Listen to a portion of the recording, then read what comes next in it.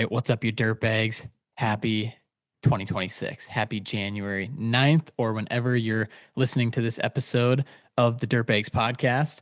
If you guys haven't listened to it yet, we just launched our episode number 110 on New Year's Day. It was our New Year's Day special with the man Dominic Rosales from Poor Pumper Society. Such a great episode. Just absolutely love everything Dominic is doing. And if you don't follow his content, I mean, he is just such a hilarious follow. So go check him out, Poor Pumper Society on YouTube, LinkedIn, Instagram, Facebook. I mean, he's everywhere. So really grateful we had him on, and super, super excited to bring you guys this episode, number 111, coming up in a couple minutes here. I'm going to keep my overview a little bit shorter. On the last one, I did our Spotify Wrapped, and took up about 18 minutes. But this one is such a banger. I am so excited for you guys to listen to the man himself, Isaac Bowen. Such a great, great guy, a wealth of knowledge in the construction space. He owns Benchmark Search Group, and him and I got to know each other. I think it was 2021 or 2022. We built his first website, and he does headhunting for the construction industry. And so as we were looking at what episode we wanted to roll out for you guys here in January, we wanted to do something surrounding hiring and surrounding applicant tracking systems and organization and strategies around how to build your team in construction. And typically it's one of those issues that we see come up all the time of one of those hiring challenges of there's no good people, or you're competing against, the cash jobs or the fly-by-nighters. The seasonality coming into the winter season. So we wanted to address a lot of those hiring challenges on this episode for you guys. We try and keep it concise, but we just have a great, great time. And I want to make sure that give a huge shout out to our sponsors. As you guys know, we have Eljen, Sledgehammer, Charlie Huff, and Phaser Marketing. Reach out to them. You'll hear from them in the podcast. I'll do a quick ad read. But we can't do it without our sponsors, and we appreciate them so much. And our guest coming up here, Isaac, he doesn't have Instagram, but he has an incredible LinkedIn page. He's a great follow. So go look him up. I'll also put his LinkedIn in the description. You can just search him on LinkedIn, Isaac Bowen. Last name is spelled Bowen. Make sure you connect with him, shoot him a message, let him know that you listened to the episode of the Dirtbags podcast. And of course, any questions that you have stemming off of this episode. And that's what we're trying to present to you guys here, is just resources, real people, real business owners in the construction industry, real people that are doing it, and be that connection from you listening to the guest. And so many of our guests are just unbelievable people that are more than willing to help out where needed. So huge shout out to Isaac. Massive shout out to you guys listening. Thank you for making this 111 great episodes. We're excited to dive into it here. Without further ado, Brandon, we're going to cue the music. Episode number 111 with the man, Isaac Bowen. Let's get into it.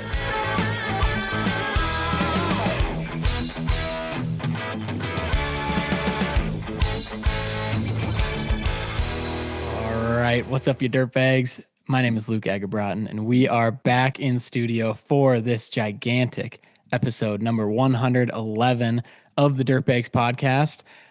Happy January, happy 2026. We are here. Thank you guys for listening. Thank you guys for sticking with us. We are coming up on our 4-year anniversary of the Dirtbags podcast in February. As you guys remember, episode 1, February 2022, we had the man, Aaron Witt, on the podcast. Such a great guy, such a great friend. 111 episodes later, I am so excited to bring you guys this episode with the man himself, a great friend of mine, longtime client, and we also just got to spend some time together in Dallas, Texas. Welcoming into the studio, Mr. Isaac Bowen from Benchmark Search Group. How we doing, brother? Doing well, Luke. Happy to be here, man. Thanks for having me. It's a long time coming. Just finally, I think, when did we start working together? It had to have been about 2022, right? Yeah, so you actually built my very first iteration of the Benchmark Search Group website in late 2021, early 2022. My gosh, we had no idea what we were doing at that time. No, well, we didn't either. Oh, that's so awesome. Yeah, you were one of our OG original clients that we would just build a website for. And then it's blossomed since then, but fast forwarding to or I guess rewinding to a few weeks ago, got to hang out with you in Dallas, Texas at the Dirt World Summit. Maybe we'll start there before we hear more about your background, but how was Dallas? How was your trip? Did you learn anything? And let's start there. Yeah, no, that was a great conference. I really enjoyed it. I think what I appreciate about the Dirt World Summit that Bill Witt puts on more than anything is just the caliber of individuals that show up, right? Everybody that takes the time to attend is there for the right reasons. They're there to learn, grow, develop, help one another. And I mean, much like you, I imagine, I go to a lot of different conferences, networking things, and they all have a little bit of a different vibe. And that's the most wholesome's not the right word, but just like I think it brings more positive intent Yeah. than a lot of them, from the attendees to the speakers to the hosts. Build they just do an amazing job. The word that came to my head was pointed because I like that. what's different about this one, so there's 1,400 people, but there's one track. And so there's one agenda. And in a lot of conferences, there might be breakout rooms or a lot of different tracks. And the smaller ones, there is the one, but this one has 1,400 people of some of the best minds in construction, some of the best leaders that are paying a lot of money to be there. So you can tell that every session has so much thought put into it and investment and energy. And you can tell because every session, every break that was set, every meal, every networking hour was perfectly timed. And it was a great time as finally got to, I think that was our first time meeting in person. It was, yeah. My Many sparks years flew. later, they did, man. There's a glimmer in my eye when I caught the phaser hat from across the room. Oh, dude, I love it. So, Isaac, thank you so much for being on the show. For everyone listening, I want them to get to know you a little bit more before we really dive deep because this episode I'm so excited for. It's something we've kind of neglected talking about, but it is going to be all surrounding building a team, hiring, headhunting, recruiting, staffing. I mean, you name it. And super excited to hear a little bit more about your background. So give us a taste of how you got into the industry. What is Benchmark Search Group? And what are we going to talk a little bit about today? Yeah, yeah, absolutely. So I've been in and around the staffing and recruiting industry for the better part of 11 years now. So in 2015, my parents bought a local staffing agency. And when you hear the term staffing, for those who may not be familiar, that is more contract staffing. It's hourly labor that's deployed out under somebody else as an employer of record to support you. And there's probably a place to elaborate on that in this conversation a little bit further. But in essence, I started out in the staffing world, working on lower level roles across a variety of different industries, right? I was still in college at that time, so it was kind of like a nights, weekends, summers type gig. Fast forward a bit, 2020, I joined that business full time. I started in a sales role. Business development manager was my title, although I had nobody to actually manage but myself. It just sounded more official when you Sounds knocked on awesome. doors. Yeah, that's right. Never managed anything in my life at that point. But so I really cut my teeth kind of in the sales business development side of things. Very quickly went full desk, and in the recruiting world, that means you're interfacing with both the client side and the candidate side, which is what I like to do in particular because you get one linear story across Yeah, all yeah. parties, right?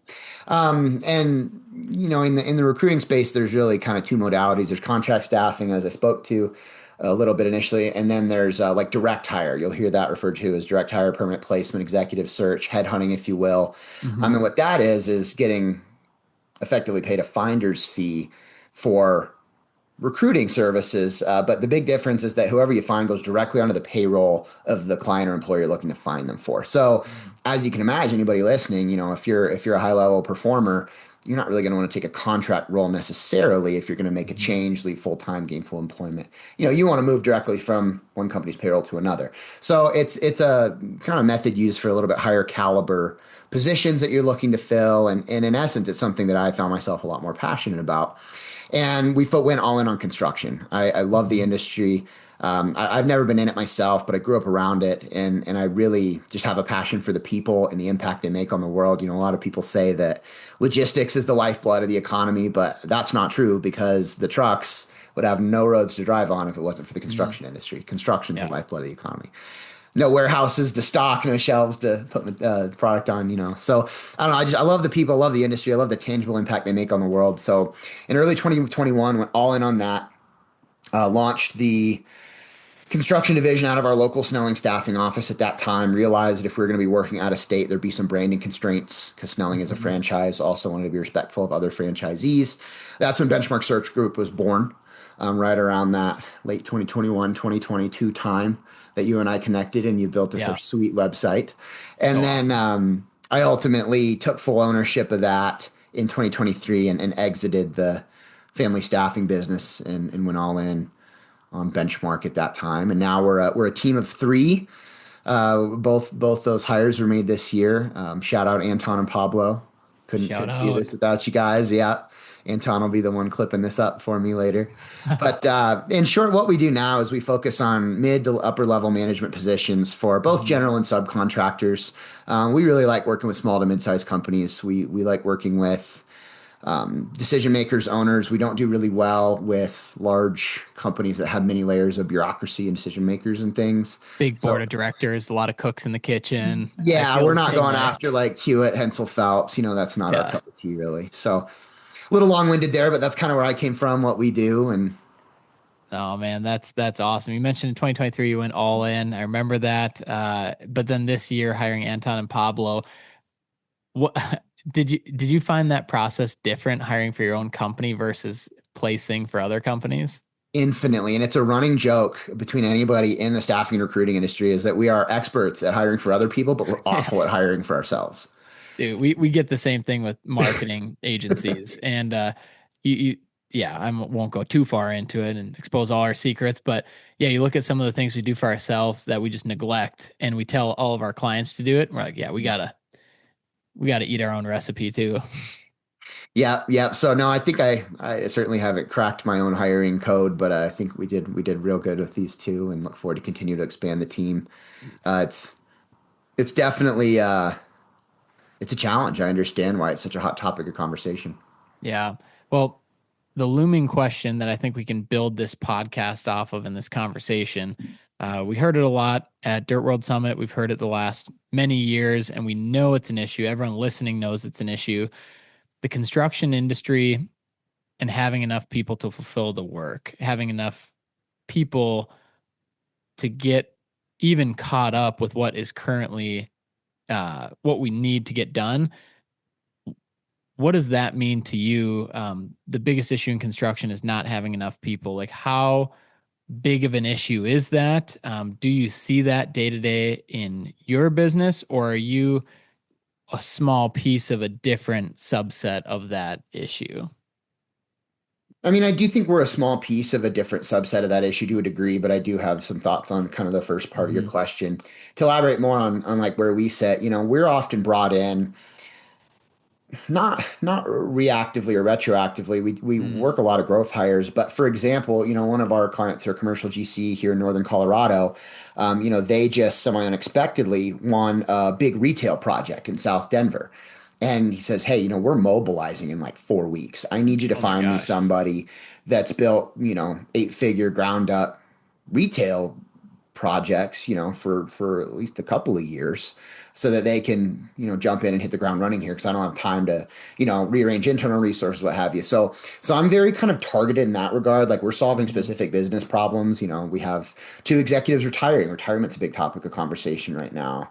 And you know, their functions have been X and Y. You know, how do we distill those two functions into one skill set and go find that person to help take us to the next Mhm. level? So those are the types of conversations that I have. And I mean, it is a massive issue, though. You know, I think the current statistic, um, at least last I saw, according to ADP, it's 31% of the no, excuse me, 40%, 40 or 41% of the existing workforce is slated to retire by 2031. I always flip the 31 and the 41 because Oh of my gosh. the year, but and so that's a big topic right now too. Is not only how do we attract the next generation, but succession planning.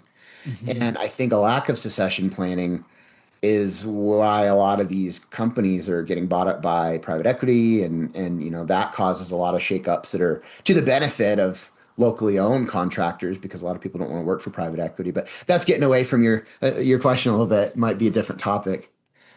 So in your conversations, let's use your client as an example here. How much of your conversations revolve around a little bit of coaching and problem solving with, like you mentioned, taking two executives that retired and going to find somebody that can fit the one role and kind of restructuring that role? How much of that is you putting that together versus the client, or is it a bit of both kind of working together on that?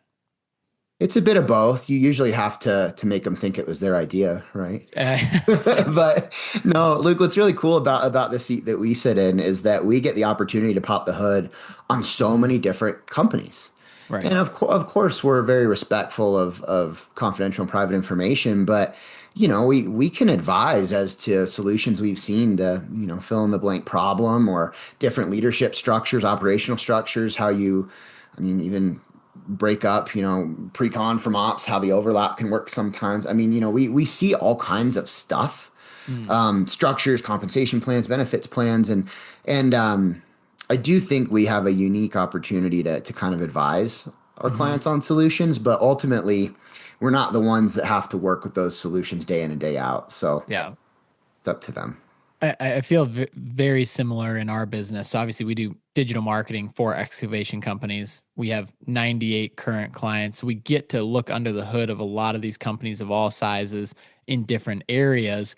And a lot of what we see is really good sales processes and very poor sales processes, and help give advice. But at the end of the day, too, I think this is where you're going with it, is they have to make that final decision and they have to implement it. And we're just here to guide them and be a tool and a resource to help them through that. Absolutely. And the saying, you can lead a horse to water, but you can't make them drink. Hmm. We can provide all the insight that you want, but ultimately it is up to them to implement it. We're done for you on the front end of recruiting, Yep. but the reality is, we can bring the ideal candidate to the company, but it's really a function of the company to retain them. Like what Hmm. does that hiring process look like? What does the onboarding process look like? Are there clear expectations set around 30, 60, 90-day expectations and standards and objectives, right? How does this new hire know that they're doing a good job? And a lot of that is what ultimately leads to strong retention from what we've found. And like what is the employee experience like? That's something we have to dig into too in order to properly, quote unquote, sell somebody and about a new opportunity. You have to really understand what they offer as employer, the terms employer value proposition, and what every company has a unique employer value proposition, and it's kind of unearthing that and then framing, your, for lack of a better term, go to market strategy from a recruiting standpoint or a hiring standpoint, Hmm. to kind of make sure you're finding the right people. Yeah. So, and I guess this is probably a two-sided question. So with when you're working with a client and you help place a new team member with them, what if that client's internal processes, like you mentioned, their hiring process, their onboarding, their quarterly and annual reviews and things like that, like what if that is just in shambles and they just these people don't last that you send them? How much do you go in and help fix some of that, or is that just a something that you coach them on and help guide them on?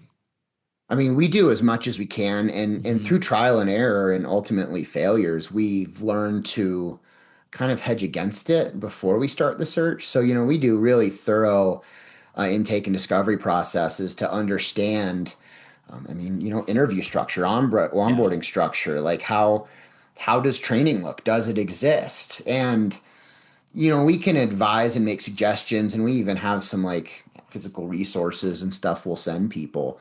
Um, but ultimately, what we've kind of found is sometimes, especially if you're in a backfill or a reactive hiring situation, it's not always about like re-optimizing a client's hiring process in the middle of them trying to triage an issue, because it just won't work. It's just Mm. understanding what we're working with and then being very transparent with candidates about that so Mhm. they know what they're getting into. I think expectation management is the biggest part of the hiring process that's ultimately overlooked because there's Yeah. something for everyone, right? Like there's still, for lack of a better term, some old crusty superintendents out there that don't want like the woo-woo feel good disc assessment, team building. Like they just want to go out and work and they don't want people to Yeah. bother them. And that's fine. There's companies that still operate that way too, but you just have to know who you are, what you offer, and what type of person aligns with that, and then just be honest in how you go find them. All right, you dirtbags, we got to thank Elgin. I mean, what an incredible sponsor of the Dirtbags podcast. As you know, for over 4 decades, Elgin has been leading the charge in innovative, reliable, and engineer friendly septic solutions.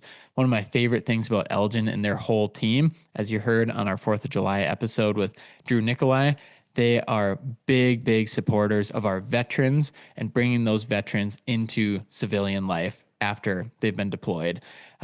Thank you, Elgin, for all that you do for the Dirtbags podcast, for all that you do for the wastewater industry, and of course, for all that you do for the veterans of this country. Next on our list. And please reach out to Elgin, elgin.com, and of course, at Elgin Corporation on Instagram. Let them know you heard them on the Dirtbags podcast. They really, really appreciate it, and we do as well. We got to thank the man, Charlie Huff. Shoot him a text if you need somebody you trust to grow your business and be there for your insurance needs in construction specifically. 435 764 4833 is his number. Text him or call him. He's the absolute man. He does Phasers insurance. He does half of our clients, all of their insurance. And a lot of you guys listening have reached out. And I know a lot of you have had amazing things to say about him. He's an absolute dog, and he is the man when it comes to construction insurance. That is Charlie Huff, 435 764 4833. Give him a shout. You guys probably didn't see my hat because it is camouflage. This is Sludgehammer. Sludgehammer, thank you. Thank you. Thank you so much for sponsoring the Dirtbags podcast. Will, Dr. Wickham, the whole team has been absolutely incredible to work with. We have some exciting things in line with them. We have a potentially an episode I'll hint at of the Knights at the Brown Table coming up, and we are doing so much for the industry with Sludgehammer. And thank you for sponsoring this episode. Thank you for giving us some sweet hats, some gear. We're going to do a big Sludgehammer giveaway with their gear. So Sludgehammer, huge, huge thank you for supporting the Dirtbags podcast and all that you do in driving the sustainability and the innovation of the wastewater industry. To learn more about Sludgehammer and how you can become a network partner with them, go check out their fancy pants new website, sludgehammer.net. They have all their information on there. And also, you can give them a follow on Instagram at Sludgehammer Group Ltd. They have an incredible social media as well, but shoot them a message and let them know you love what they're doing and you're following them on the Dirtbags podcast in this speed round ad read session. So, with that, I hope you guys enjoyed that speed round because we're going to get you back to the entire episode. No more ad reads as long as you guys reach out to them, let them know, hire us on at Phaser, talk to Sludgehammer, talk to Elgin, talk to Charlie, listen to the Dirtbags podcast. Yeah, absolutely. And so to take half a step back with your company benchmark, what when you determine the size of the company you work with, is it the number of team members they have? Is it revenue? Like, how do you know if they're a good fit to work with you? There's two things, I guess, from kind of a more quantitative standpoint. We look for companies that allow us to work directly with the hiring manager, decision maker. Gotcha. So I mean, part of what makes us effective is feedback, right? We may not get Hmm. it right the first candidate we submit, but if you just send us an email that says pass, we don't know Yeah. how to course correct and pivot from there, right? But if, it's ultimately the person who's going to be making the decision, making the hire, and not some internal recruiter or somebody that's being told something second, third string, they can say, hey, no, here's what we need to see. This is what we're missing. Go find this. This is what can work. Here's our, negotiable items. They don't necessarily Hmm. have to have done this, or this. We have to have this. That being able to have a direct line of communication and effective and urgent communication with a decision maker, that's kind of number one. And then Yep. number two is really kind of employee experience. We really vet for turnover and attrition. And, Hmm. sometimes if I'm not totally sure about working with a new client, I'll actually go on LinkedIn and find people that have, worked there in the past and give them a call and say, hey, Yeah. what was that like? Because at the end of the day, it's an employee, a candidate's market in construction. It will be for the foreseeable future because there's more open jobs than there are people to fill them. So the Yeah. finite resource is actually it's candidates, it's job seekers, it's the people doing the work because everybody needs help hiring. But if we burn the people doing the work or mismanage expectations around opportunity or do wrong by somebody who's looking for a job because we didn't vet the employer properly or we set them up with somebody that doesn't treat people well, that's Yeah. not sustainable. Yeah. So let's start with maybe some foundational teaching points here for our audience. And let's say, just for the sake of this, somebody listening right now runs a construction company under 5 million in revenue. So Okay. they've got a few team members, uh, and maybe they're pretty new to some of these strategic hiring decisions. What are some things, you and I were talking about this before we hit record, but being able to track applicants, the applicant tracking system, different things that they should do maybe in their job postings, where they should find people. Any recommendations there on a company listening or a person listening that wants to go out and find better people for their company long term? Yeah, absolutely. Absolutely. I think the first thing to keep in mind that's kind of the foundation for everything I'm going to expand upon is that hiring is more sales and marketing than it is anything else. We live in an attention economy. Everybody is fighting for one another's attention, and it's a noisy world out there, right? So it's more sales and marketing than it is anything else. And we live in a digital world as well. So the number one thing that I think any small company that's looking to hire needs to do is make sure they have a digital presence. And Luke did not pay me to say I this, was gonna but say you that was you got awesome. you have to have no seriously because well like Luke, say you need a service, say you're picking up a new hobby. What's the first thing you're going to do? You're going to Google the product. You're going to Google the company. Say you go to a new place, you want to go out to eat.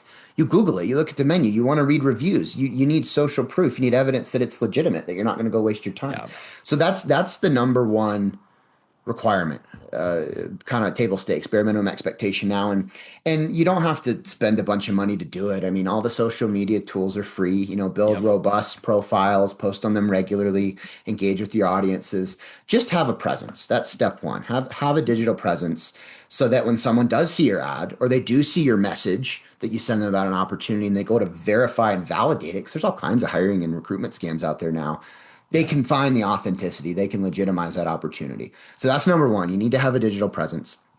And then number two, you need to have, as you mentioned, some form of tracking system. And if you're a small company, say sub 5 million, 10, 12, 15 people, say you're hiring, I guess the metric to kind of quantify here is how many people you're hiring a year. If you're hiring less than 10 people a year, you don't need hmm to spend money on an applicant tracking system. Like hmm I've used a bunch of them. The one that I recommend if you are going to pay money is Recruit CRM. It's great. It's reasonably priced. I really like it, and I've used all the big name, really expensive stuff, and I've used the free platforms. That's the one I recommend. But in all reality, I mean, it can be an Excel doc. A Trello board is truly what I always recommend to small companies because it's visual.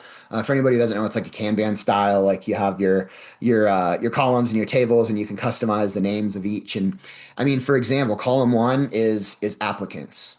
Column hmm two is contacted. Column three is scheduled for interview, whatever it might be. Each board can be a different title, a different position, and within each card is a person. It's a name, and you can save the resume as an attachment within that card. You can make notes. You can actually collaborate with team members in Trello. I know you use Trello, Luke, yeah, but oh for, yeah. for We use anybody it for for all of our anybody who doesn't, clients. like you can actually have like intra-company communication in this free platform. It's amazing because what hmm that allows you to do is not allow people to fall through the cracks, right? Everybody's busy. If we're targeting people that are already employed, which is often the case, even already employed people will apply. They might miss the first call. I mean, how many spam calls do you get a day? Like A text, lot. all that. Yeah. So you need to have a system to understand where people are in the process, to remind you to follow up, and ultimately be able to look back later on because Hmm. a lot of, excuse me, hiring is timing. And Hmm. if somebody's not able to make the jump now, but they can in a year, you need to be able to not reinvent the wheel when it's time to hire another foreman and go back and look at all the foremen you talked to last time you hired a foreman. Start Right. there. You know, you have a relationship, you have rapport, you have notes, and that timing can play a big difference. So you need to be able to look back on previous effort and basically track what you've done, where they are in the process. And Trello is frankly my favorite. Yeah, Trello is amazing. And for anyone listening that works with Phaser, you know that we use Trello board as our client facing dashboard. The nice thing that Isaac mentioned is it's drag and drop, it's cards. And so you can easily customize it to be anything you want.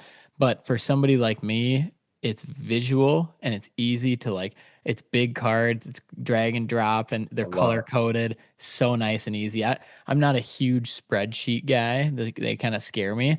But the Kanban board, the Trello board, love that. And Isaac, you were mentioning, I mean, two huge things here. So I don't want this to go missed. Digital presence, because that's how people find you. And you alluded to it a little bit, but a lot of people that are applying to your job or that you want to apply to your job aren't unemployed right now.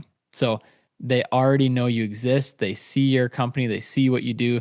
And then when you post the job, that is when they go apply, but they're probably currently employed. And I guess a question based off of that, and I don't know the answer to this, but when you're in your job with your business, like where's the line from headhunting to poaching, and what is the difference? I just thought of that. No, that's a good question. And then I have a few more like fundamental things I want to hit on Oh too. yeah, sorry. No, you're good. I'm just trying not to lose track I'll of. I'll bring you back on track. Okay, This thank you. question just popped in my head. You'll be my guide. I'll squirrel all over if I'm not careful. Love it. Um,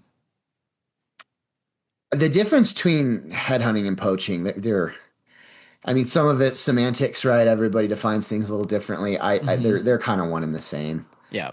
And you know, we've been challenged by clients. Like we had a custom home builder out of Boulder, Colorado. It's a real niche market. All the builders are kind of friends.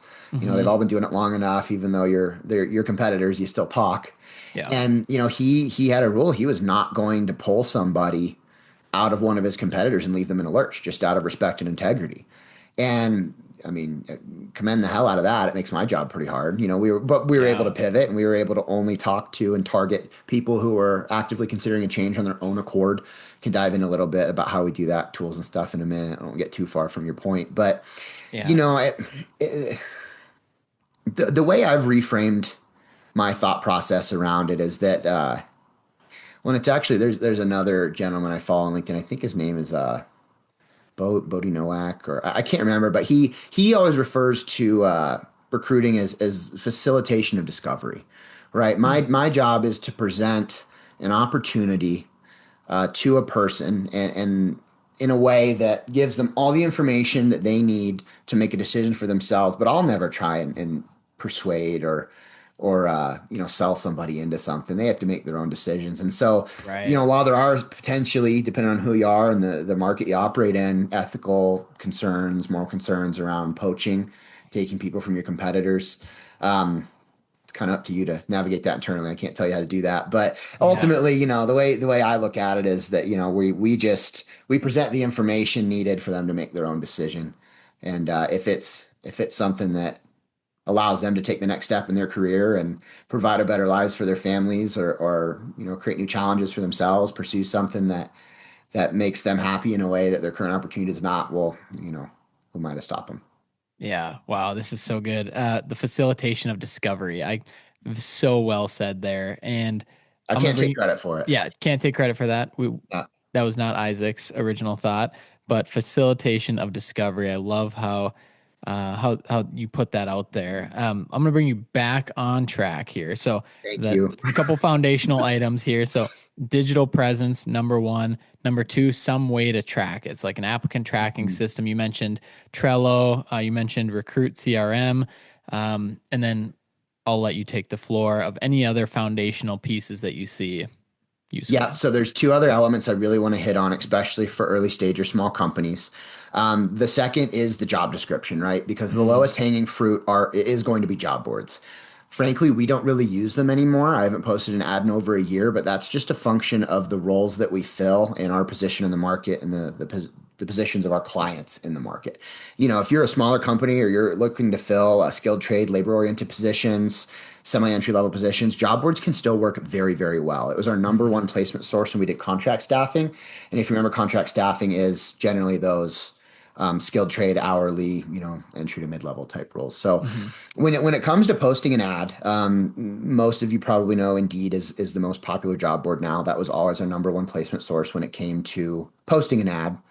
ZipRecruiter is second, and LinkedIn's good for professional roles. And when I say professional, as it pertains to construction industry, like super PM and above.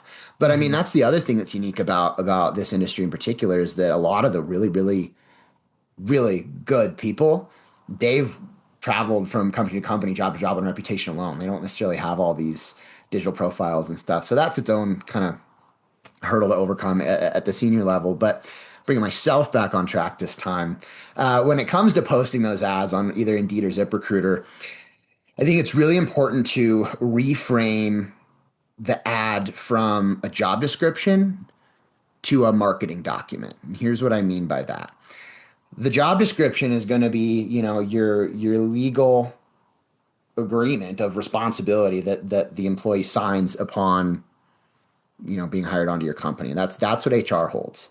But if you post that job description, let's use a superintendent, for example, Mm-hmm. and it literally says, we are seeking a superintendent to run ground up commercial projects in Denver, Colorado. You will be responsible for scheduling subcontractors, 3-week look ahead, managing RFIs, site safety. Like anybody that's been a superintendent for any amount of time, anybody that even knows what one is, understands that that's the core function of the role.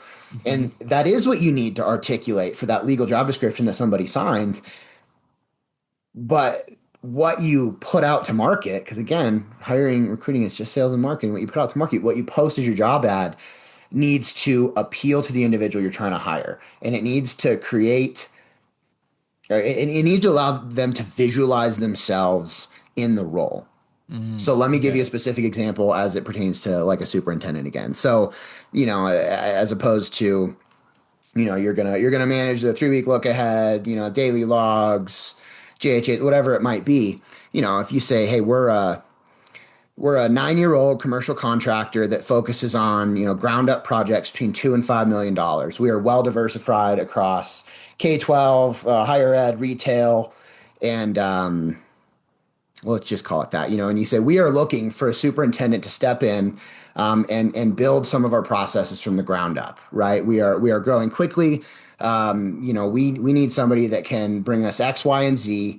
Here's what we're going to offer in exchange for that. You're going to have the opportunity to effectively grow and mentor, people under you. You're going to never travel more than 60 minutes from the Denver metro area because all of our work is close by. You're going to have the opportunity to spend nights and weekends at home with your family because we value, that component of, I'm just like spitballing here. This might not be totally linear, but, the idea is to create a document that really allows people to see themselves in the role, the impact they'll make, and, kind of how it's going to benefit them. And Mm-hmm. I actually have a lot of templates and like, as kind of irregular as that verbal example was, like I have stuff that I can send you if people ever ask you, Luke, you can forward it to them, like job description templates and stuff, because you really want to make sure that it appeals to the individual you're looking to hire, doesn't just tell them what they're going to do all day. Yeah. Yeah. And I appreciate you bringing up those templates too. So for anyone listening, if you want access to those templates, either connect with Isaac on LinkedIn, Isaac Bowen, shoot him a message, or reach out to me on any of the accounts, Luke Eggebraaten, Phaser Marketing, or Official Dirtbags Podcast, and I will make sure you get those templates. And Isaac, you mentioned this too, and as you were explaining it, I could hear the difference. Like that is your sales pitch to this person, your frontward facing sales pitch. So instead of talking about the things that they already know because they know what a superintendent does, like talk about if this is you or this is you in this role and talk about that. And so you could hear the stark difference between the first two examples that you gave just off the top of your noggin. Well, I appreciate that. I feel like that was kind of a poorly verbally articulated example that I gave there, but I'm glad it did hit. And I think earlier in the podcast I talked about an employer value proposition, right? And Hmm. what that means is, what unique value proposition, like what value do you bring employees as an employer? What makes you different? What do you value? That's why I kind of started to touch on never having to go further than 60 miles from home and being home on nights and weekends. So incorporate, for lack of a better or a more simple term, what makes your culture unique, who you are, what you Mm. value into the ad as well, and allow people to understand what's unique about you as it pertains to what you offer your employees. And if you don't have an employer value proposition, go find one. What does make you different? What does make your team special? And if you're just like everyone else and there is no secret sauce, like why would somebody want to come work with you? And so I think finding that and establishing that, like who are we? And let's make sure our whole company knows that this is who we are, but also that the candidate that is going to be applying to this knows that this is our employer value proposition of this is what we believe in, this is who we are. And I think that can be anything, but needing to establish that. And I think that probably happens the further down you get in business, especially as you start having, as you implement maybe EOS or you have a vision day and you develop your core values and your mission statement. But early on, we're kind of just in business, right? Like we just kind of fall into it. And so sometimes it does take those reflective um, days or those reflective exercises to figure out like who are we and what makes us different. Absolutely. You mentioned if you're an earlier company, you're just trying to kind of get stuff done, you're not sure what it is. Everybody has an employer value proposition. The easiest way to figure out what it is, no matter how big or how small, is to ask your people, why do you work here? What do you like Mm. about working here? And frankly, if you're having a bad day, it's a great exercise because they're going to come up with things you didn't even know that you were doing, and you might not intentionally be doing. It might simply be every time I have a problem, you answer the phone and you're the first person to come help me, and you never make me feel guilty for it, Hmm. right? You're always there to support things. You're always there to support me in my issues. You never throw me under the bus. Maybe it's because you allow me to make sure that I can attend my kids' soccer games every Thursday and Friday at 3 p.m., even if the work's not wrapped up. Like it can be little things, and especially at early stage companies, it's usually a reflection of the founders' values and what they Hmm. value because you haven't built out that comprehensive like vision traction organizer or you have an established core values, mission statement, values, or mission statement, vision statement, all that stuff. But there is something that you value as a person that you got into Hmm. business to do, and that resonates with your people. They see it whether they tell you regularly or not. But if you ask them, you'll figure out a couple things that make you all unique and cater to that in the way you write your ads and the way you talk to people about working there. Wow. Love that. And yeah, appreciate you being willing to share those templates too. So reach out to us if you guys want those templates. We can get those over to you. So you have digital presence, tracking, so applicant tracking system. You talked about how important the job description is, Mm-hmm. especially it being a like a marketing document. That was very, very well said. And that being your sales pitch to this person and an outward facing sales pitch that other people are going to see that aren't going to apply, but that they see what it's like, what your company is like. Mm-hmm. Any other fundamental foundational items? In terms of foundational items, those are really the core three at somebody Hmm. who's in an early stage in business and looking to hire. The other thing we can touch on, you can tell me if now is the appropriate time or if maybe later in the show you want to address it, is direct outreach, right? We're talking just about ads right now. There are also some very, very affordable and low-hanging tools that you can access to go find and pursue people that you think will be a good fit for your job instead of just waiting for them to hopefully see your ad. Yeah, okay. So that's I think perfect time. So we have the digital presence, we have it, we're tracking it, we have a good job description, but now what? Like do we just post it on LinkedIn and Indeed? Like where do we post it? Is there a direct outreach strategy you recommend? Is there an ad strategy? Let's dive into that a little bit. Sure. So, first side I want to speak to is what do you do when you receive good applicants? You put them in your tracking system, you monitor their stage, you put in notes as to whether you've reached out when you did it, right? You need to be able to track Hmm. your system, your hiring system. But Beautiful. one thing that I want to really touch on is the importance of hitting people on all channels. And when I say Mm, all channels, I mean text, phone, and email. So okay. if somebody applies, to your opportunity, and you call them once and leave a voicemail, just as we were talking to the spam calls we all get, the crazy BS voicemails we all get, like it might get missed. And everybody has their own preferred communication medium, right? I've found, if you're talking about field folks, they will answer the phone because they're getting calls from random numbers all day, every day to Yeah. coordinate things and subcontractors and like they're phone people. But if you send a superintendent an email, there's a 50-50 shot he's going to get back to you, right? Younger folks tend to respond really, really well to text. They're allergic to the phone sometimes, for better, for worse, whole other Hmm. conversation. But you want to make sure you're hitting people on both the phone and voicemail, text and email when you get their application to make sure you're increasing your chances of being able to connect. And sometimes it's not always their fault if they miss Hmm. something because we're spammed unlike ever before now. Right. And so I'll throw this little wrench in there too. So people listening, they're under 5 million in revenue and they have the job set up, the job posting, they have it sent out, they get a few applicants and they are so busy, right? They're the owner, they're the HR lady right now, they Oh are yeah. everything. And so when they hear, like, they probably don't love that you said, text, call them, leave a voicemail, and send them an email. Like, how do they do that, or do they do that, or what would you recommend there? Is there any automations? Is there a delegation exercise they do, or do they just, how would you prioritize that? So, I do use tools that automate at least the email and text component. So, I make the phone call, I click, call done in my system, and it automatically sends a pre-generated template for the specific role via text and email to get them to schedule a call.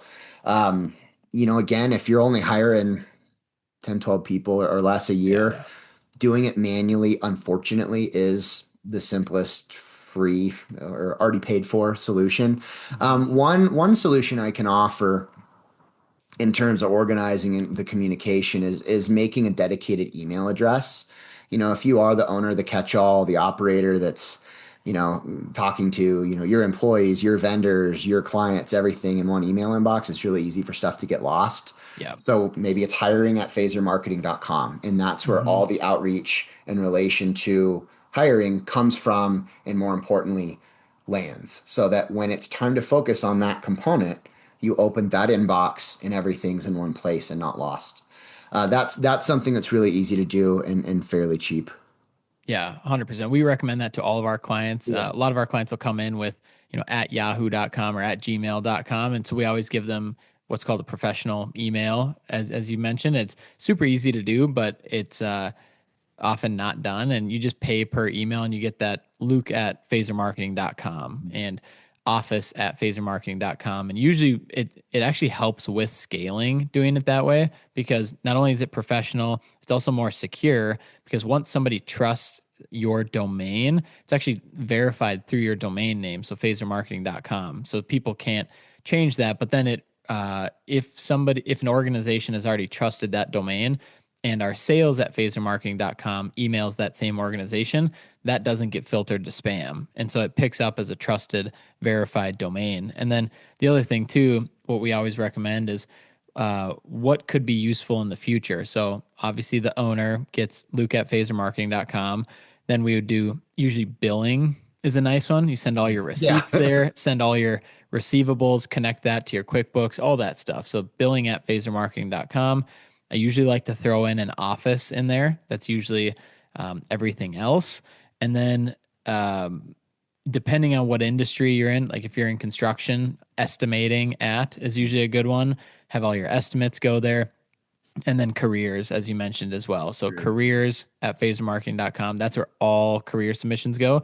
That way, when you're signed into that account, it is only career stuff. And then I suppose you could continue going on with other facets of the business. But those are just a few of the main ones we like to start out with. Yeah, it makes organization and follow up infinitely easier. Yeah. And for us, like we have sales at phasermarketing.com. So any leads that come in, we know Joe, and this is what I really like about it. Cause for years I managed that email, but then succession wise, when we hire our first salesman or business development manager, Joe, I just give him access to sales at phasermarketing.com. Everything's already in there. It already has all the right access to the right Google Drives, to the right Trello boards, to the right Google Business Profiles. And so, scaling wise, you don't have to reset all of that. And so, I know we're diving in a little bit too much here, but you think of it as like parent categories. So, I'll just use my business as an example. We always want to have a web at phasermarketing.com, SEO at Phaser, success at Phaser, billing at Phaser, and these main categories on our org chart. And then in addition to that, we have everyone's individual. So everyone's name at phasermarketing.com, because what happens without fail is that eventually team members will leave or get let go. So that email will go away. But all of the assets, all of the access to these platforms, to these accounts, to these boards, that needs to stay evergreen and needs to stay forever. So that needs to be housed in the parent category that isn't attached to a name. So then what you can do is, let's say a high level team member on our team leaves or gets let go, and they have everything tied into the web at phasermarketing.com. All we do is we just change their access to that web, and then we give new people access to it. And so it's very easy to change over with offboarding and onboarding, and it's easier to scale. But when you attach everything to each individual name only, it gets really tough, because then if you let somebody go, you're like, shoot, this all the access is connected to one individual's email, and we need to send that to somebody else. So just a tip and a thought we've gone through as we've built through the years as well. Absolutely. And a quick complimentary elaboration to that. We were talking about not wanting to reinvent the wheel every time you have to hire for the same position Mm-hmm. by function of growth, backfill, what have you. You know, in the same vein that you want to be able to find the people that you talked to before, if you created a great candidate experience for somebody, you talked to them, even if you didn't hire them, timing wasn't right, they weren't a good fit for you at the time, but they enjoyed it. When they're looking for work, when something changes, they'll reach back out to you. And if they Yep. are, using that same email address, hiring at, careers at, the continuity's there. It's not attached to a name of somebody who may have since left, and you'll miss that Mm-hmm. opportunity to recapture the candidate. They're always going to be able to search that email that they were contacted from in their inbox. Like, oh, I had a great conversation with them a year ago. I wonder if they're hiring. They reply back to it. It goes right where it needs to, regardless of who's on the other side. Absolutely. And I have to tie up this loose end before we continue on. But if somebody Sure. from your team leaves or gets fired, their email, you might be thinking, okay, well, what if somebody does reach out to them? Let's say it's Isaac at phasermarketing.com. What if they do send them an email? So, what our team does and what you could do is, in your Google Workspace, you create a forwarding path. And so it's super important when you let somebody go that whatever emails come into that email that it will no longer be available, those get forwarded to who you need them to get forwarded to. Usually it's the owner, usually it's that web at Phaser or one of those parent categories, but you just want to make sure that nothing falls through the cracks. So um, usually that would be your marketing company or your IT company that could set it up. It's all done in Google Workspace, but you basically create a forwarding path so that nothing gets left out. And you can always do that one step further. Even if this person is still working at your company and you want some oversight, you're not spying on them, but let's say they're in a PIP, a performance improvement plan, and you need to oversee their conversations with your clients. You could also have it where, okay, anytime this person on your team gets an email, you also get copied on that email. So you get to see every single email without having to sign into this employee's email. So it's something we've done many times before for teams, usually in an oversight situation and just making sure that things are getting done properly. But that's another strategy that we would use on the email side of things, which we just talked about emails for like a good 7 minutes. That's all right. That was It's a critical awesome. function of business today. Yeah, it was mainly emails, but it was also org chart and it was also scaling. So I think that it was It all ties. it was needed. Absolutely. Absolutely. Glad we hit on it. Um, so yeah, making sure in terms of organizing applicants and whatnot, trying to go back to I think where we left off on the hiring front. Centralizing everything in an inbox is great. And if you do want to pay a little bit for a tool that helps automate the email and the follow-up and the texting, what I use is a platform called Sourcewell. One seat's a couple grand a year. But what it allows you to do is, you can make, they call them campaigns, for each position. And, you click go as the first step on a call. And then once you say call complete, left voicemail, it'll automatically send the text, send the email. It'll send follow-ups. Hey, Mhm. at whatever pre-scheduled time, 3 days later, in case you missed this, still would love to talk to you. It's a great way to, keep potential talent pools warm too. I have campaigns that'll Mhm. run throughout the course of a year. Hey, just wanted to check in. Hope you're still liking it at wherever you are now. If not, give me a call. So that's if you do want to automate it, that is a great tool to do so. And they do actually have an embedded applicant tracking system, pretty crude one, Yeah. but it works. Gotcha. And then on when it comes, you just alluded to it there, but when you're posting a job and you have these old applicants that had applied in the past, do you usually recommend to kind of reignite those of like, hey, we have another job in the pipeline, or do you only send that to a few people, or do you have a strategy around that? Yeah, and it changes as you scale and as the volume of Yeah. candidates in your tracking system increases. If you're in early stage growth and you only have, 35 foremen in your foreman project or your Hmm. foreman folder, um, that's a reasonable number to just blast all Hmm. or hit all with a message. Um, but as you scale and as you start to talk to more people and you're logging and saving resumes from more people, you'll build hot lists and kind of A, B, C tier lists of candidates for each title, and Got it. usually you're a little more selective as time goes on. Got it. So, and that's where my mind was going to is in your applicant tracking system or your Trello board, which is all the same thing, right? And you would have if a applicant comes in as a lead, right? And you look at it and you're like, yeah, they're just not qualified at all to work at our company. Like you would have a separate column for that of just Yeah. not qualified. But then as you were just saying there, like let's say they are qualified but didn't get the job or just aren't ready for this role, maybe you put them in an A category of like not for this role. But then that way, 6 months later, when you have another job posting, you can almost reactivate that A list of these people were interested. They're great people. They would be a fit, just not at that time. And then maybe you could reactivate that with an email, just letting them know that, hey, not sure if you're still interested, but we just sent out a new job posting. Absolutely.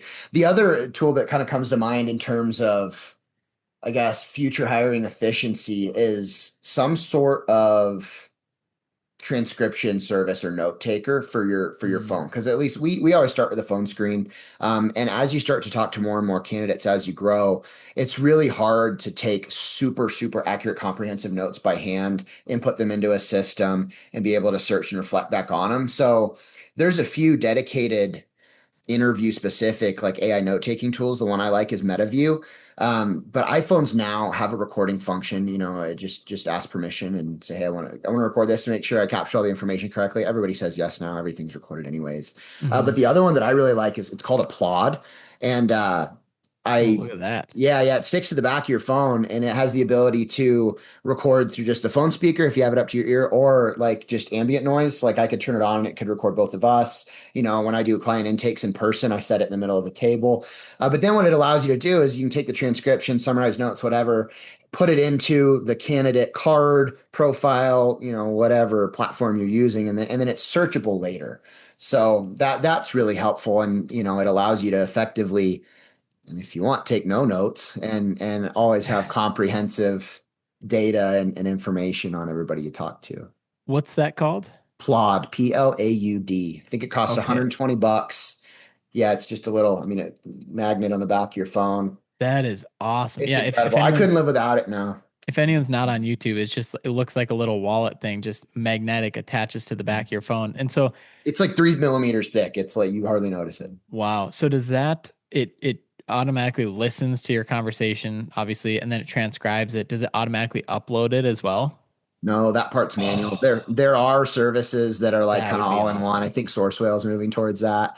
But if you're real slick in terms of what is it, Zapier Yep. automations that like Zapier integrates with Trello. And so, you could probably create a function and an automation where if upload the audio file to a Google Drive, a specific folder, it'll automatically upload to Trello. You could probably configure it, but I haven't gone that far. It doesn't take that long to airdrop and put it in the right place Yeah, yet. And I do this for a living. that would be the ultimate automation. But dude, I thank you for, I mean, we have some unbelievable resources, and that's what we always try and do with this show is get some clear resources for our listeners to use or at least check out. And Plod, I mean, that's one I'd never heard of. I'd heard of the necklace one that, Yeah, yeah, it's the Plod pin. This is called the Plod Note. oh, so it's the same company. Yeah. Oh, well, there you go. It's yeah, because the necklace, one of my friends had it. I was like, that's pretty cool. And it like kind of crazy, but listens to all your conversations and transcribes it. So I'm like, well, I get it for the work. Somebody like you, somebody like me, I don't take notes. I hate taking notes, except for podcasts, I guess. But um, when it comes to transcribing it though, and training and storing and developing off of those notes, I mean, AI has gone so many levels up even in this year. I mean, by far. And how much do you leverage that while you're transcribing conversations? Like, is that helping organize everything for you, or is that manually uploading the transcription to Trello, or how does that work? So I guess let me walk you through my workflow. I'm not sure I totally Sure. understand the question, but what I do is, I transcribe every interview, and then I'll upload the transcript to either MetaView, which is, $50 a month recruitment specific Mm, kind of note or summary platform. Excuse me. But frankly, you can upload it to ChatGPT and say, give me a summary, or hmm. you could create a custom GPT and give it some rough parameters as to how you want it to create the summary every time and plug it into that. And it does honestly the same, if not better job as like the paid tools. Yeah, And then I'll copy and paste those into the candidate got it. profile, if that makes sense. It 100% makes sense. And yeah, it just, because the transcriptions, what's nice about that is it gets it word for word what was said, but Mhm. then obviously you don't want word for word. So like give me an accurate summary. Yeah, yeah. And as you mentioned too, like having either a custom GPT or a platform like MetaView that can help with that is super nice, because then it condenses the the fluff words and a lot of the conversation into what was actually said, what are the action items. And because we use Fathom Note Taker on Sure. all of our strategy calls with our clients, and all of our calls really. And what's nice about that is it's 95% of the way there, and then our team just cleans up the other 5%, and then boom, you send that over. So I think those are going to be what we really like about note takers, especially, is that it allows you to be super present in the conversation. Oh, absolutely. You're not sitting here writing things down the whole time. You're not trying to catch every note, but you're very, very present in every conversation that you have. Absolutely, because I am not smart enough and don't have enough brain power to take very accurate technical notes with a lot of numbers and scope specifics and problems and schedule deadlines, Yeah. dates, that I'm often asking about, and actively process the information that I'm receiving in a way that I can Hmm. ask productive, thoughtful, and structured questions about the information. Like I'm not smart enough to do all that. So this makes a huge difference. I'll write down quick figures that I need to reference back to and things, but the transcription in that note taking is invaluable, especially with more technical roles. Yeah, that's so awesome. I'm gonna pivot a little bit towards, yeah, because thank you for the foundational methods as well, because I think that gives us a lot of ground to stand on. I do want to ask about, you're a board member for Construction Con. What is that, and how did that come about? If you can give us and our audience a little bit more context on that, because it sounded like you're pretty fired up about it when I was talking to you before, but would love to Oh hear yeah. more about that side of things. Yeah.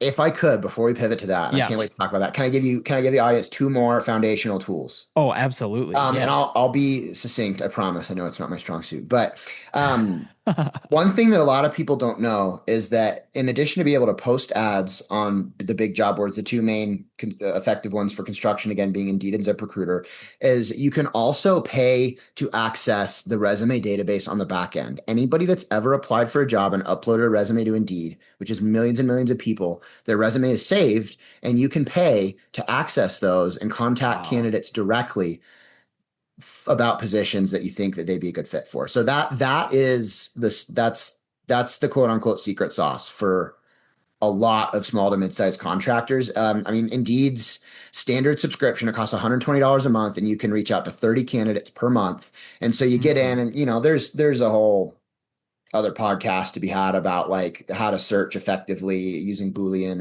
and other filters and things for the roles you're looking for. But I mean, you could type in, landscaping foreman within 30 miles of Denver, Colorado, and it'll pull up all the resumes of people that have those keywords and those titles. And you can even search companies, you can search your competitors, you can search whatever you want. And it'll come up, and then you can click and you can send them a message. And if you're going to do that, which I highly, highly recommend, I think it's a better use of money, frankly, than sponsoring a job ad. Mhm. You want to make sure that again, it's a little bit of a sales pitch. Hey, Mhm. say something personalized. I saw your experience at blank. It's exactly what we're looking for. Show that you're not a robot. You tell them what's cool about what you're doing, about working for your company. Always include in that initial message because you get to send one. You just send one message, and then you can't message them for like 3 months. So you got to make Oh, it good. wow. Yeah. Always Better be good. include pay, benefits, schedule, anything you'd want to know, just be upfront about it. Some Mhm. people don't want to share pay because their competitors are looking. They want to be mystical, mysterious. It doesn't work when you're hiring. I mean, Mhm. tell it people, especially with direct outreach, everything you want to know up front. And I mean, that is an incredible tool. And if there's like one thing to implement aside from just the basic foundations or one strategic pivot to make as an employer, a smaller contractor looking to hire, it's getting subscriptions to these resume databases and going after people that you think would be a good fit yourself. And Wow. it's not expensive and it's not hard to do. And the two, Indeed is the biggest and most effective, ZipRecruiter second. Wow. Okay. So, because I feel like historically, most people, they just post their job on Indeed like for free and wait for some candidates to come in, maybe get frustrated or overwhelmed with it. But if you're truly trying to headhunt for a specific role, like like you said, you can 30-mile radius within Boulder, Colorado for a landscape foreman on their resume that's been submitted before through Indeed, and you can find that person and send them a direct message. You can. Yep. That's And insane. yeah, we leverage that often. We also leverage a lot of other tools and things as well. But and you can even cross-reference it. It's going to give you the person's name, depending on how much time you have, how much energy you want to commit to it. You're going to have the person's first and last name, their current company or one of their companies. You can Google that, and half the time you'll find them on Facebook, you'll find them on LinkedIn. You can follow up there in case they don't check their Indeed account Hmm. or see the emails. Like it's an incredibly valuable tool, even if you don't make contact there. Wow. I mean, yeah, I love how you mentioned that last part too of going off platform and shooting them a LinkedIn connection request or a Facebook friend request and because a lot of times too they might not be logged into their Indeed and see the message or see it in their email, but they start to get familiar with you. They see you on LinkedIn. You shoot them a personal message there if you don't hear from them. And I don't think Indeed is listening, but since you can only send one message in 3 months, it's like it'd be nice to have contact with them outside of that potentially, Absolutely. allegedly.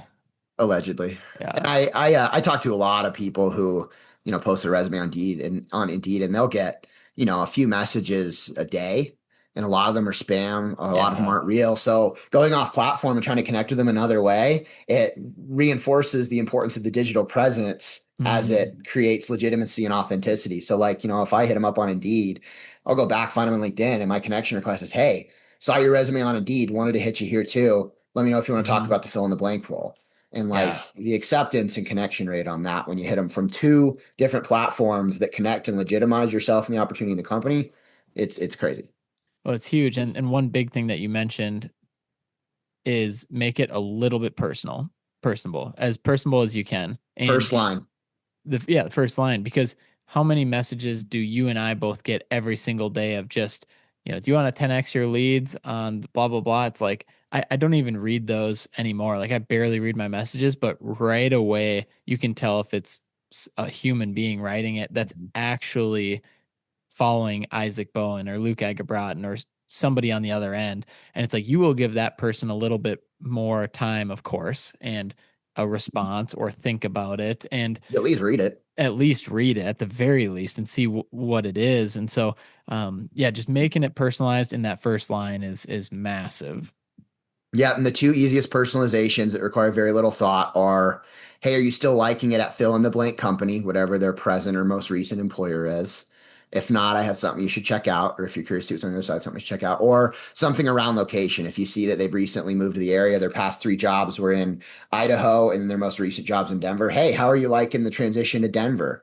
Was so and Mm, so company, the first one you found, or I mean, just reference things, those two, location or current employer. It shows that you read it and that you're real. I love that. And you're not lying. It's like, yeah, you clearly moved and just asking like how it comes off so much warmer of just like, That's yeah, all it is. Yeah. it's been a great move or it's been tough or blah, blah, blah. And then they look into you and see you're a legit person. They probably search you up on LinkedIn because you can see when they do.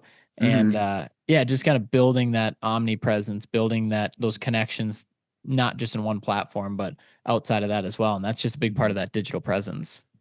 Absolutely. Absolutely. That was the last kind of like tactical tool and piece that I wanted to give Man. everybody. It's low hanging fruit. It's surprisingly cheap. A lot of people don't know about it. It does take work and intentionality. And, when they respond, you got to get back to people within 24 hours. Like time kills all deals. People will Mhm. forget what they responded to. Like you need to be ready to move. But it's an incredibly, incredibly effective hiring method. Yeah. I mean, we say it all the time too in marketing, but speed to lead. Like if you get a Yeah. lead, you gotta get on the phone right away. And so for if you feel like as an owner this is going to be way too much, which it might be, dedicating and delegating this to somebody that is able to give that person the time of day. Because I also look at it too, Isaac, where if we say that hiring is the most important piece of our business and we know it is, but then we don't follow up with these applicants or we don't go out and get them or call them back right away, we're not showing that it's the most important piece. And I get it too. Like a lot of us, there's so many other things going on in the day, and so you might need to delegate that out to somebody just to show that this is an important piece of building a company. Absolutely. Absolutely. And people are smart, right? They see how things work. They know what your priorities are based on your actions. And if in your ad you say we're very, we were built our company on or your outreach, on urgency and relationships and personal touch, and then you don't respond to their interest for like a week, and it's like bland, and that completely goes Yeah. against what it is you're preaching. And so you got to be careful about that for sure. Yeah, and that's just a lot of people just put those buzzwords, I guess you could call it, like family run. It's a high energy, fast paced Collaborative environment, team, yeah. collaborative team. It's like, all right, and if you are great, but also might need to be a little different and like put something else out there because that's on every job posting. Totally is. Yeah. And that's do your market research. Type in the role that you're about to post that you want to hire for and look at your competitors' ads. Look at the other ads in the area. One, they're all going to look the same. You're going to realize Yeah, how easy it is to differentiate. And two, make sure you're looking a little different. That's dude. that's the coolest thing about hiring is that like everything's out there. Not everything, but you can do your own market research as to how to differentiate and or position yourself very easily because all ads are public. Yeah, and I we do this as well at Phaser, but putting everything in the job posting. I put the salary range, I put our Yep, benefits, I put everything. And for one, it helps me answer less questions in the interview. It's like we can just absolutely. cut to the chase here, figure out if you're going to be a fit or not. But also too, for me looking at a job, which I haven't done in a long time, but I can't imagine applying somewhere not knowing what the salary range is because I could be expecting 120 and they could be offering 60. Like that's just going to waste my time as well. And Totally. just these extra steps that aren't worth it. And so it's like and also want to say this too, it can disqualify people and that's what we want to do is, hey, if our budget of 60K is half of what you're looking for, don't apply. If our budget of 60K is in the range of where you're going to be, apply because at least we get that out of the way. And so it kind of weeds out these conversations where you get to the end of the interview and they're like, oh, yeah, I'm not going to do it for that much. And it's like, well, that's what we have to budget. So this isn't going to work. But it allows you to have more realistic conversations. And I mentioned put a range on there because you can put a little bit of a wider range. Hmm. Typically, our range is about 10K. It's like, yeah, 50 to 60 or 70 to 80 or something like that. But I know in construction and maybe in more leadership positions, you can have a wider range than that and at least have something out there so they know what to expect coming in. Yeah, absolutely. And you make an interesting point around the range. Some people will put a very broad range. Say it's a project manager role, they'll post 80 to 160K. And while you think you're going to capture a wider net of people, or you cast a wider net and capture more people, you actually create uncertainty. So you Mm-hmm. putting the 10K range for a role, of that caliber, that's a great range. For Mm-hmm. I wouldn't at the senior level, well over $100,000 a year. I mean, I very seldom recommend or even have a range that is more than 20 or 30 grand Mm-hmm. because you'll create uncertainty and people will wonder like, well, those are two very different people. What do they want? Do they want a Yeah. 90K guy or a 160K guy? Because that's 25 years of experience there. Like, so Yeah. yeah, And I think people know too that this can be discussed on the call. And yeah, I agree. Going 80 to 160 range, it's like, who are these people? Like, yeah, this doesn't make any sense. But obviously, DOE, like depending on experience, like you can go above your range or below your range. You get to make the offer and make the decision. And there's a lot of different levers you can pull there. But at least getting them in the ballpark, it's like this is where we're at. And also too, we like to be very transparent in our job postings of exactly where we're at in business, how many clients we have, who we work with. Also too, like if we're a young company or we're looking to grow or we have a lot of contractors we work with or like whatever it might be, we try and get all that out there in the job posting just so that manage expectations. So they come in knowing what this role might be like, how many hours they're going to get. Is it full time? Is it remote? And then obviously, like we mentioned too, the adding the benefits and the pay in there is super important as well. yeah. The easiest litmus test to run it through is, does this have all the information that I would want if I were looking for a new job? Hmm. You'd be surprised. Man, yeah, it's like we got to redo this. Yep. Yeah, so Well, cool. good. Thanks for letting me backtrack on you there. I thought those were Dude, some valuable things to touch I'm on. so glad you did because that was the most important point, I think. It just, I mean, as in terms of like an actionable tool that somebody can use today that didn't know it existed, I mean, that was gold right there. So I the agree with you. direct outreach, that tool, that strategy through Indeed and through ZipRecruiter, um, invaluable. So let's talk about Construction Con. Sure. Give me a little bit more info on what this is, how you got into it, and let's talk about that for a little bit here. Yeah, I appreciate you asking. It's probably the most fulfilling thing that I do professionally right now. In short, it's a workforce development event put on by the Northern Colorado Construction Sector Partnership that I'm a part of, and it's in its fifth year now. And effectively, it was started to really help kind of show high school students, that's who we bring into this event, how many different opportunities there are for them within the construction industry. There's so much misinformation and false stigma out there around the industry and what all you can do within it that we decided to put on this big exhibition where all types of trade contractors, general contractors, engineers, architects. I mean, we have equipment rental companies, literally anybody that helps the industry run comes to this giant venue every year. And we hosted almost 900 students that Wow. all came in over the course of a day and got to discover different pathways available to them within construction through hands-on immersive experiences. And it's incredible. And what my big takeaway from that is, as it kind of pertains to hiring, is that a lot of these younger folks don't know what all's out there within Hmm. the construction industry. They think of it as labor and highway construction because that's what we get the most exposure to, right? Is like road closures and When you're stuff. in But it's traffic. Yeah. yeah, it's so much more than that. I mean, especially, with all the technology that's coming out, the gamer doesn't realize that he could be a virtual equipment operator. that he could do BIM modeling and walk through these massive, impressive buildings in VR to make sure that, everything fits. It's just it's incredible how many different opportunities are out there now and how little younger folks are exposed to those opportunities. I think that it's changing, especially by function of social media and kind of the big push that people are making for the trades now, and kind of away from four-year educations for good reason, in my opinion. But Mhm.